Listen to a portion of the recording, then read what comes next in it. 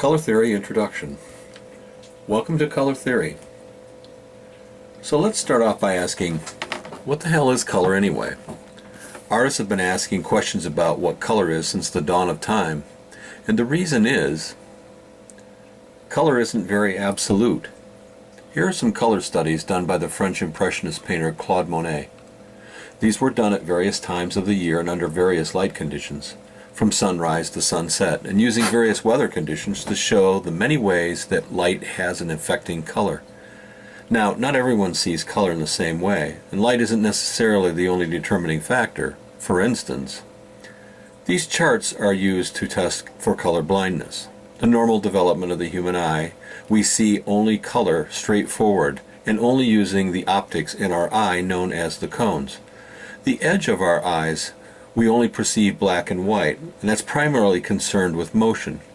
Evolutionarily speaking, this was important for survival, as predators might attack us from the side, and it really doesn't matter if you see the tiger in full color. No, more important that you see him quickly advancing first. But, getting back to our chart here, can you see the number in the circle in the upper left of this example? Can you see that there are numbers in each one of the circles? That is an interesting task, and it's one that we'll be exploring in some of this during the course of this class. So, is this a color? I mean, what you're looking at right now. While it's true that black is a color, is this a color? And yes, white is a color as well.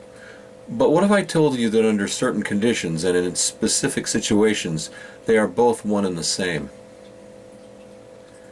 As many of you may know from science classes, Sir Isaac Newton trained a beam of sunlight through a prism which resulted in a refracted beam that has all the colors of the rainbow resolving into its component colors of red, orange, yellow, green, blue, and violet. If sunlight contains all these colors of the rainbow, what happens when you look at a stop sign? What happens is that all of the colors are reflected off the surface of the sign, and only the color red is absorbed. The sign itself is not red. The pigment in the paint that the sign is painted with is where the color comes from. This is a system known as additive color.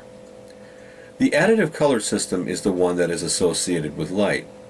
In the additive system, all of the colors combine together to form white, which you see here in the center. In light, the presence of all colors is white. The second system, and the one that we'll be dealing with in the first part of this class, is the subtractive color system. This system deals primarily with paints and pigments. The additive color system and the subtractive color system are interdependent. If you will note here, the subtractive system is shown here on the right. In that system, all the colors combine to form a deep, muddy brown to black color. In both systems, you will often hear people refer to red, green, and blue as RGB. A third system that we will talk about is what's known as the Cmyk system, and it is a system that spans the gap between the two previously mentioned systems. This system is used primarily for computers, printing, and print-related activities. In this system, C stands for cyan, Y stands for yellow, M is for magenta, and K represents black. Note that the intersection between the primary colors C and Y and M form red, green, and blue, while the center, where all of the colors come together, is truly black. Beyond these three systems, color is concerned with another four related things. The first of these is what is called hue, which is another name for color. Here we see the hues from red to yellow with orange in between.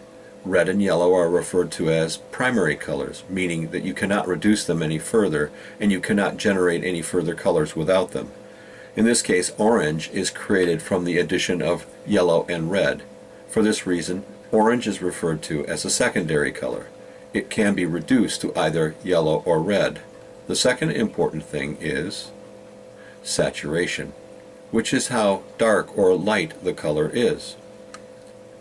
The chroma, or how much of the color is present in the color itself, and its value.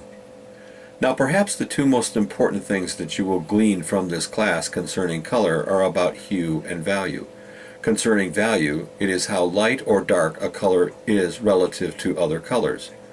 To demonstrate this, I will take these three colors, left to right, yellow, green, and magenta, and reduce them to their grayscale equivalents.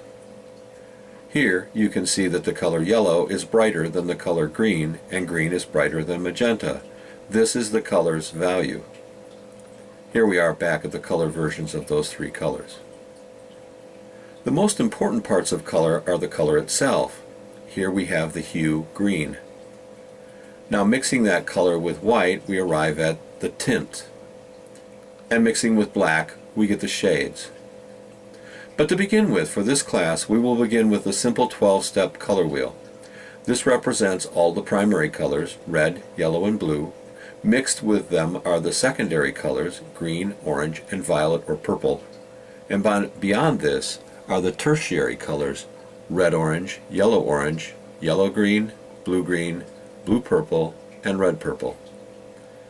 Your first assignment will deal with the primaries first, red, yellow, and blue. This way we will begin to train your eye on how to see color. And we'll look at that assignment here in just a moment.